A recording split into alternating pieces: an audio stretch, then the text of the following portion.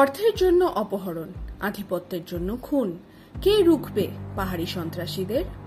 অপহরণ রুটিন, খুন হলো বার্তা, পাহাড়ে সশস্ত্র গোষ্ঠীর নৈরাজ্য। প্রাকৃতিক সৌন্দর্যের লীলাভূমি পার্বত্য চট্টগ্রাম, কিন্তু স্থানীয় কিছু সশস্ত্র সংগঠনের প্রভাব বিস্তারের খেলায় এই সৌন্দর্য ভূমি দিন দিন মৃত্যুর উপত্যকায় পরিণত হচ্ছে। অক্টোবর 2024 থেকে মার্চ 2025 এই 6 মাসেই এখানে খুন হয়েছে অন্তত 30 জন। গড় করলে প্রতি 6 দিনে একজন করে প্রাণ হারিয়েছেন।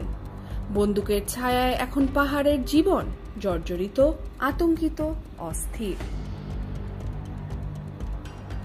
পরিসংখ্যান বলছে ইউপিডিএফ প্রসিত 18 জন, জেএসএস সন্তু 7 জন এবং অন্যান্য গোষ্ঠী 5 জনকে হত্যা করেছে।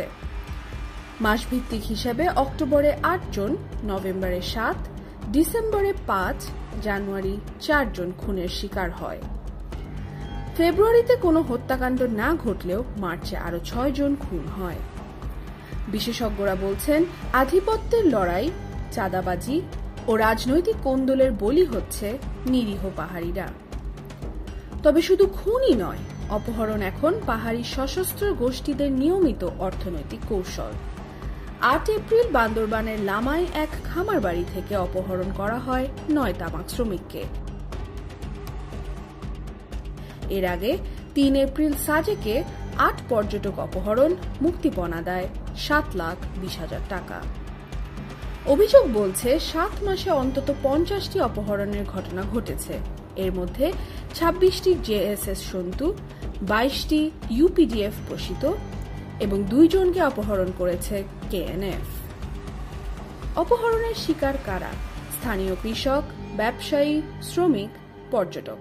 নিরাপত্তা সূত্রগুলো বলছে, এই মুক্তিপণের টাকা অস্ত্র কেনা, এলাকা দখল ও ভয়ের পরিবেশ তৈরিতে ব্যবহৃত হচ্ছে। বন্দুক দেখিয়ে অপহরণ, মুক্তিপণ আদায়, সীমান্ত থেকে অস্ত্র সংগ্রহ, ফের নতুন দমন পীড়ন। এক ভয়াবহ চক্রবৃত্তি চলছে পাহাড়ে। খাগড়াছড়ির রিজিয়ন কমান্ডার ব্রিগেডিয়ার জেনারেল শরীফ মোহাম্মদ আমান হাসান বলেন, কিছু জায়গায় পৌঁছাতেই 7-8 ঘন্টা লাগে, ততক্ষণে অপরাধীরা পালিয়ে যায়। পুলিশ সুপার আরেফিন জুয়েল বলছেন, ঘটনা ঘটলেই যৌথ বাহিনী ব্যবস্থা নেয়।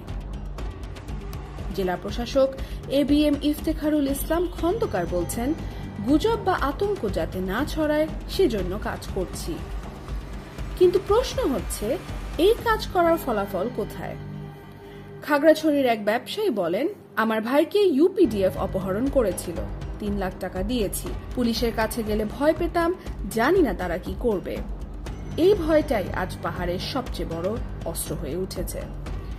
পার্বত্য চট্টগ্রামে আজ জীবন মানে প্রতীক্ষা, আরেকটি খুনের, অপহরণের অথবা আরেকটি চুপচাপ চলে যাওয়ার সময়ে। এসব অস্ত্রবাজির বাইরে এসে পাহাড়ের মানুষেরা চায় নিরাপত্তা, চায় শান্তি।